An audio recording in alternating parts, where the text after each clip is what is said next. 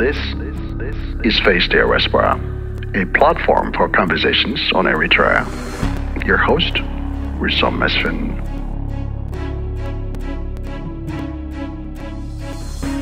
The current crisis in Eritrea has inspired a gallant group of Eritreans inside the country who have been actively challenging the PFDJ.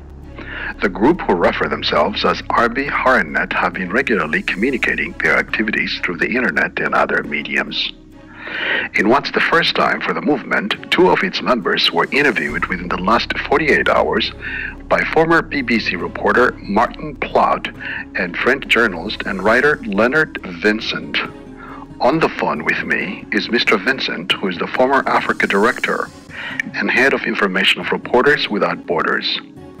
Previously, he was a correspondent in Morocco for Radio France International and is the author of the book The Eritreans, which was published in 2012. Leonard, welcome to Face the Asmara. Thank you. Happy to be here. You must have had a dramatic weekend. You were able to connect in Eritrea with two members of the so-called Arbi Harnet within the last 48 hours. One has to take all kinds of precautions in an interview of this gravity, isn't it?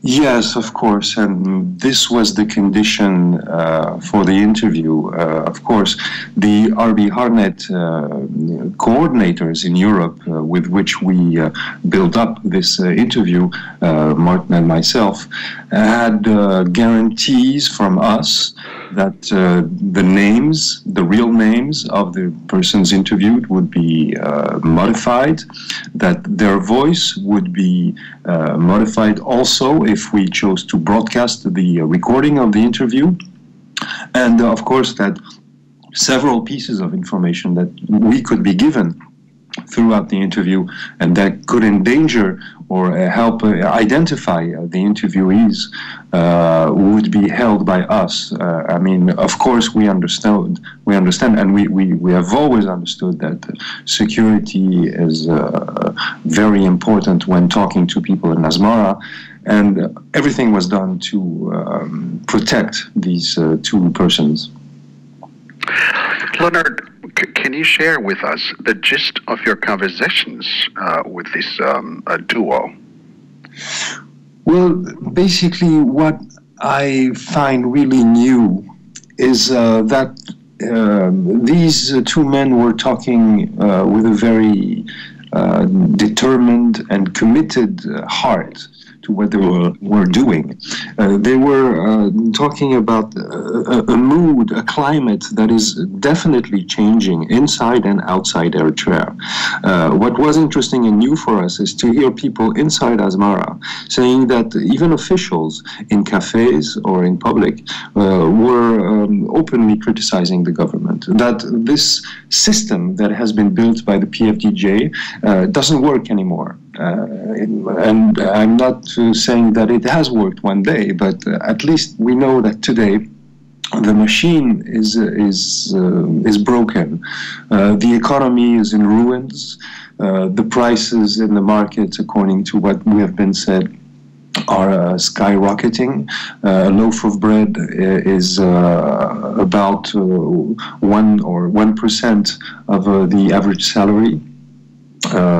So it's the conditions of life inside the country are beginning to be really intolerable. So the climate of the people are starting to disobey, and the youth are starting to go into hiding instead of going to the barracks when they are cold. All this is very new. Before, I had the feeling, even some months ago, that people were just, keeping low profile and doing what they can to survive in the country, just waiting either to leave or something to come from the sky. I don't know. But now it seems like they are starting to disobey the government. They are openly not obeying orders anymore, which is always the sign that something like a revolution is about to start. Also, new development. Did they confirm with you that the Isaias regime has deployed hundreds of what are commonly known as the Demhet, or the Tigray People's Democratic Movement, around the city of Asmara? Did they explain why they are outside the city and not within the city itself? Yes, we spoke about that. In fact, we started the interview with this information. And I asked the first question, and my first question was exactly, what are they doing? What did you see? What do you know, and what do you expect? They explained and confirmed that several hundreds of Demhit soldiers are positioned in the outskirts of Asmara, and that several dozens of trucks also have been positioned there. In fact, Sami, which is one of the guys we spoke to, was very cautious. He said, of course, given the fact that the people are not responding to the calls to the barracks, and that the so-called popular army are not going in patrols at night as they should do, they expected that, well, they said that maybe there was 75%, literally 75% chance that they could be there to conduct a massive gifa, a roundup inside the city to tame the sort of silent revolt that is roaming in the city. But there was also a chance, he said, that they were positioned there because, given the shortage in petrol, they would put would park the trucks there, and the soldiers expecting and waiting for some kind of delivery, and put them in a safe place, waiting for them to fill up their tanks. So anything is possible. But anyway, what he confirmed, what they confirmed, is that the fact that the Demhit soldiers are back in or around Asmara has built up a very high tension in the city.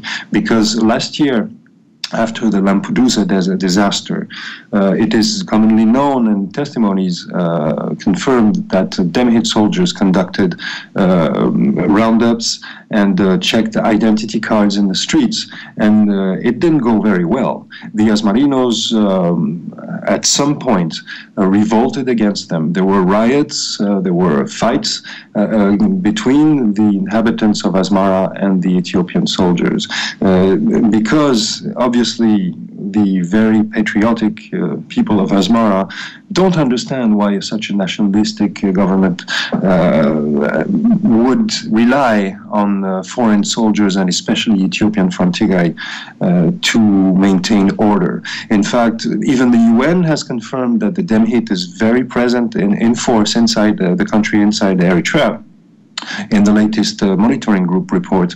And it seems like Isaias Afwerki and his close allies don't trust the army anymore, because of the divisions and because of the power struggle inside the army, and because of the Forto incident, and now rely on the Demhit as a proxy militia, a sort of auxiliary army, because they know that since they are well paid and privileged, they will obey orders. Well, Leonard, the obvious question and even danger for Demhit is that they have now identified themselves as the tools of a regime that's on the verge of collapse. Wouldn't that gravely compromise the fate of their movement, because a post-Isaias Eritrea might not be bound to be accommodating to them? Well, yes, of course, but I'm always uncomfortable in speaking about the future. You know, I'm not a political analyst. I'm not even a researcher. I'm only a journalist observing and reporting what is going on. But of course, we can say that. It's a very, very dangerous situation. Using Demhit as a police force, as an auxiliary police force in a country like Eritrea, in such a volatile region, is an extremely dangerous move. But it's no surprise coming from Isaias Afwerki. He has a habit of walking on the edge of a razor, and he is now bringing the Eritrean people behind him, which is what I find extremely dangerous. Well, perhaps more urgently for them, for Demhit, is that Arbi Harnet has warned them that should they engage in roundups or any harassment against the population, there will be a swift retaliation. Are you aware, did they mention of any confrontations thus far, with the exception of the post-Lampedusa situation? They did not give any precise details. What they said is that they are at the center of a network of mobilization and consciousness in the cities of Eritrea. And this network is determined to resist to any stupid move by the government and massive roundup or anything like that. So there were no specific details about what would happen if Demhit moved into Asmara. But we understood that they were both organizing and observing the natural reaction of the Eritrean people. They were here. They were very keen on talking about peace and maintaining peace, but they were also very clear that the situation is mature now for a revolt, and that this kind of move by the regime would probably trigger the revolt, and that they would not only observe it, but also try to organize it. Leonard, did they point out that the government is growing increasingly desperate to a point where it has now resorted to the deployment of a foreign liberation movement?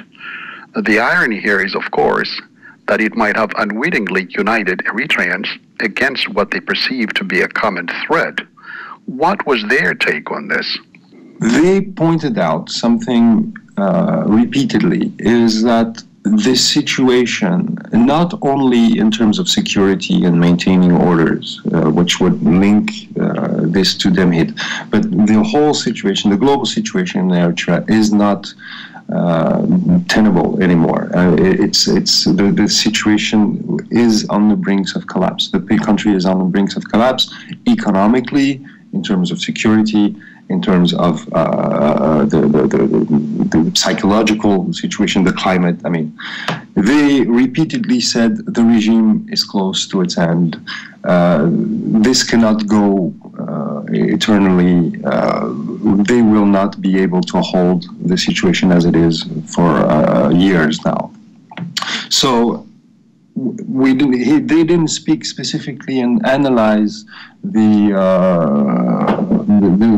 situation of the regime itself, and they didn't give any specific idea on why they were using Demhit and why they were resorted to using a foreign force to maintain order inside the country.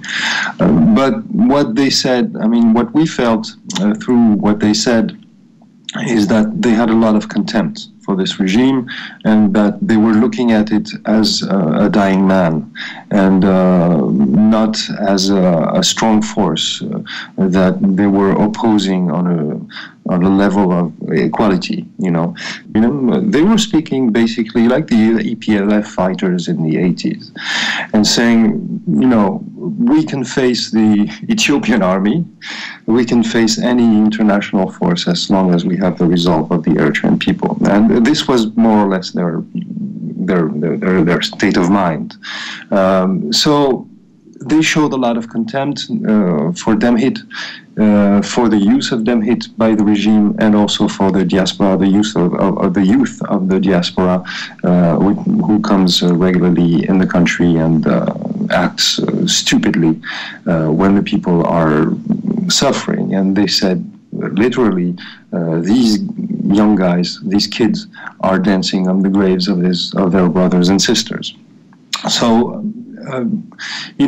for them, the presence and the use of Demhit was not something exceptional. It's been like that for several months now, even for years. And it was just one episode in a long list of episodes, and their aim was more towards the cost of living, the food, the water, the hygiene, the electricity, and the other, the basic life of the Eritrean people. Were you also able to reconfirm with them that AK-47 armed people's militia, those 50 and above, whose duties included night patrols, are not venturing outside anymore? Yes, that was made very clear. It is very clear that this so-called Popular Army at the beginning were obeying orders, but now more and more are not venturing outside.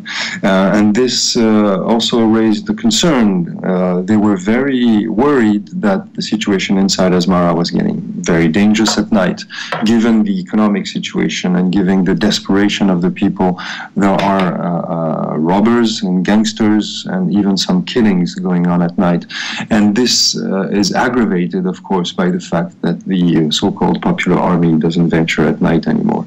So, yes, they confirmed that most of the elders, the senior citizens that are asked to act as a policeman are fed up with what they are ordered and just don't do it anymore, and said, you know, I fought for my country. This is too much. I will not do it, and let them do what they want with me. Leonard, apparently there isn't an open revolt against the regime per se. However, it seems that countless Eritreans have decided to express their opposition by not showing up in the barracks as expected. Did they discuss with you the effectiveness or lack thereof of this strategy? Well, yes, because for them it's the centerpiece of Arbi Harnet's strategy. It's a peaceful resistance movement. And civil disobedience is their strategy to confront a very violent and cruel government. So, yes, the fact that since this summer, several calls to the barracks were not answered by the youth was something that they were very proud of. And they were saying that this is the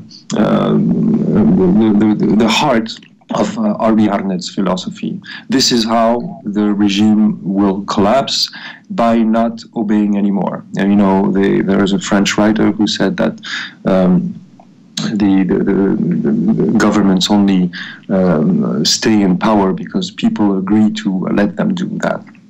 And that's exactly what they, why they act. I mean, that's exactly the basis of their action. Leonard, as you can imagine, Eritreans are by now fully aware of the vicious nature of the Isaias regime. But in what's unprecedented in the city and beyond, the public does not seem to be afraid of them anymore. How prevalent, did they say, is this behavior? They were very clear on that. They said that they were even surprised, and they greeted that with joy, that the people were more and more ready to speak out, to confront the security forces or orders of the government, because there was a factor of aggravation in their life, and that is the economic situation, and the degradation of the economic situation. So the more the water is difficult to buy, the more the vegetables in the market are expensive, and the more the fury and the anger against the government is growing, and the more the readiness to oppose it and to stop obeying orders is in the hearts of the Eritrean people. This is the mechanisms that they described. So they were saying that this is a new phenomenon that is growing day by day. It's not sudden. It's been growing for months now.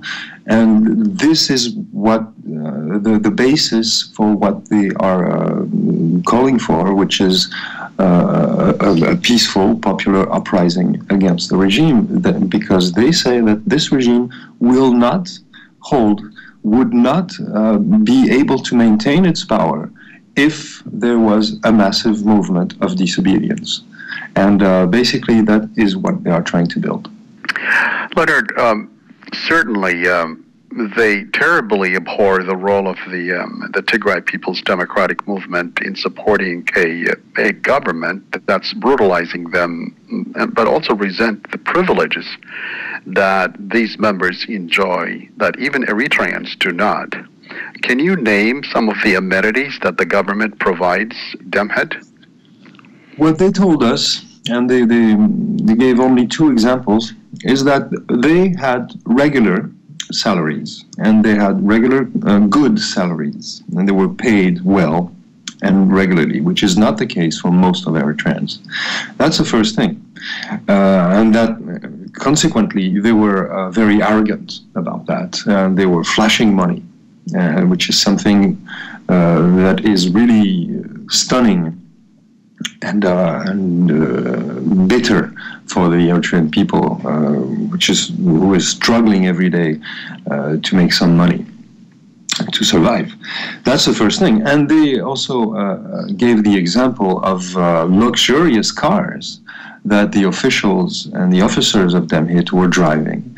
And they said that they were driving them openly, and that even the officials of the Eritrean army, of the Eritrean government, don't have these kind of cars.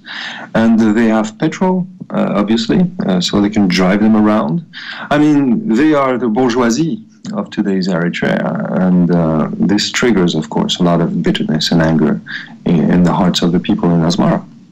Leonard, you alluded to this earlier during this interview, that the Arbi Harnet folks expressed a disapproval and even perhaps resentment for Eritreans in the diaspora who are helping the regime. Did they sound resentful about this? Can you elaborate on that point? Because I think we in the diaspora would like to know how they perceive the role of the diaspora is in opposing or maintaining the regime, for that matter. Well, they said two things. First, a question was asked by an Eritrean journalist who was participating in the interview. And the question was, what do you think of the PFDJ festival and the YPFDJ festivals and concerts all over the world? And yes, they were very resentful in their answers to that question. They said that basically the youth supporting the regime in the diaspora are dancing on the graves of their brothers and sisters. And they were elaborating, by saying when they come to Asmara, they dare come to go to nightclubs, and when they go to Sawa, they sing and act like it was some kind of summer camp. The reality is very different for us who stay in Eritrea.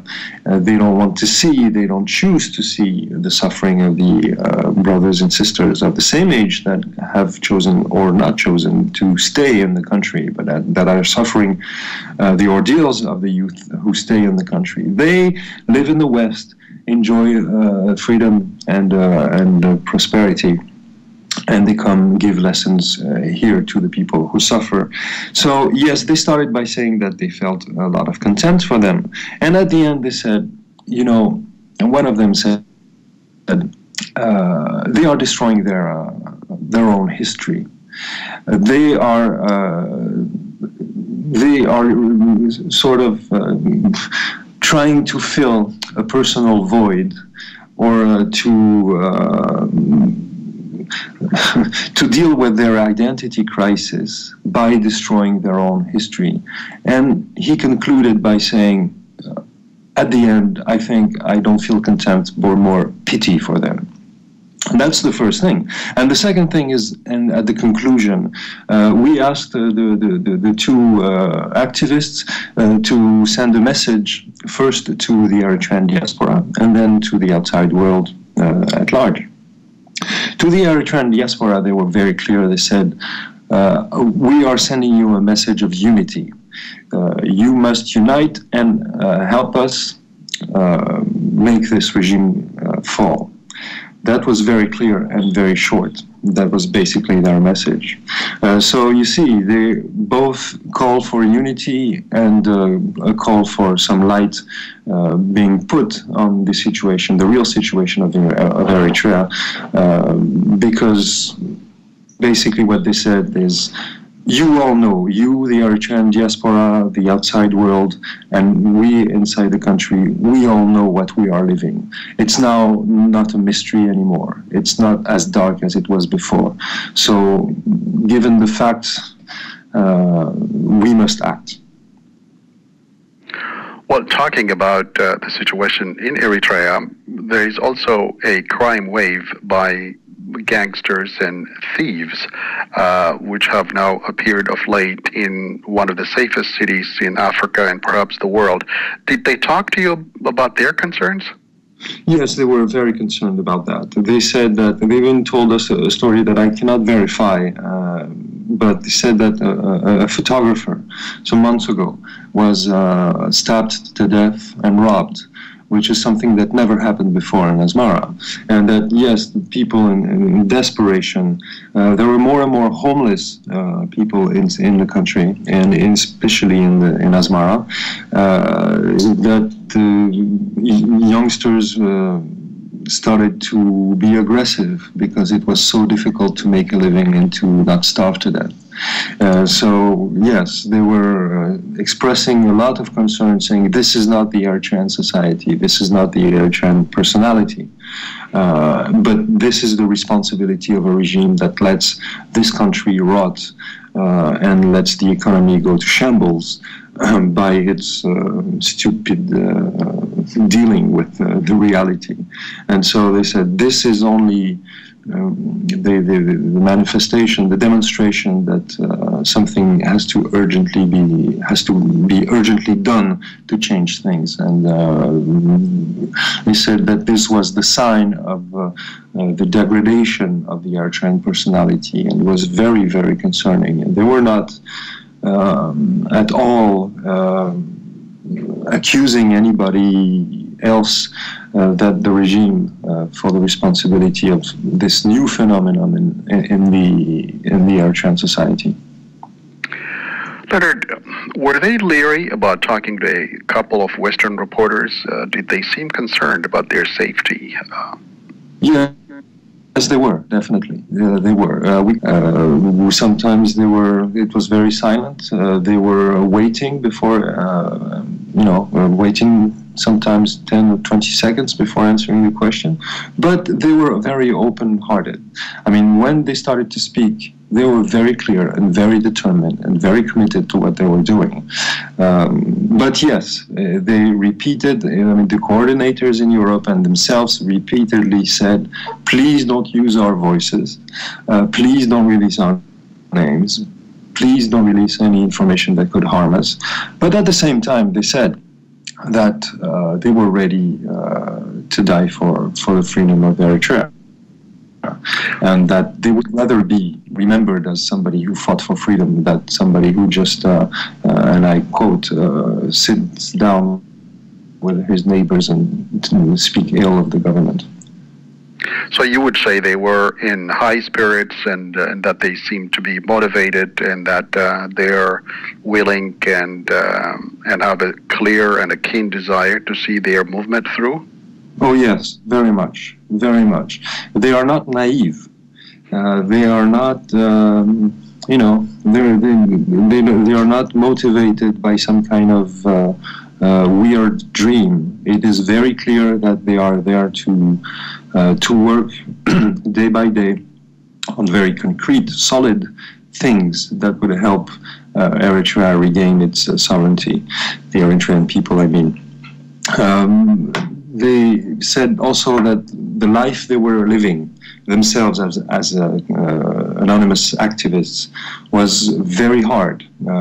They gave us details that you will allow me not to give, because that would, of course, raise suspicion on some individuals. But it's a very difficult life. There's not a lot of sleep involved. There's a lot of dangers involved every day. They have to trick the police. They have to be very cautious. They have to only speak to the people they know, who are identified and who they trust. And even the people who they trust, there's always a doubt. So, this kind of life, us Frenchmen like me, we know that because we've had the movement of the Resistance during World War II. And this clandestine militant life is extremely difficult. It's nerve-wracking and it's exhausting. But they were ready to face this, and they were even, in a way, happy to at least do something. And on a lighter note, you must have gotten them to feel comfortable enough to even share with you an Eritrean joke about the size of the president's shoes. Can you share that with us? Yes, of course. That was very funny. At the end of the interview, Jonathan Hapte asked them to tell the joke, because I think he's right. There's always, the Eritrean personality is like that. There is always a way to circumvene the drama and to find a way to laugh. So basically, it's a famous shoemaker in Asmara who has the visit of Isaias Afwerki. Isaias looks at his shop and says, "Oh, well, I hear that you're a very famous and extremely good shoemaker." So flattered by the compliment of the president, the shoemaker decides to make a pair of shoes for Isaias. And so one day he comes to the presidency and says, "I have a pair of shoes for the president." So he is greeted there. He is brought to the president's office. He gives the shoes to Isaias, who was very surprised. And he said, "Oh, well, thank you very much, but how do you know my exact size?" And the shoemaker answers, "Well, you've been walking all over us for 20 years. How do you expect me to not know your exact size?" Very interesting indeed, and very telling.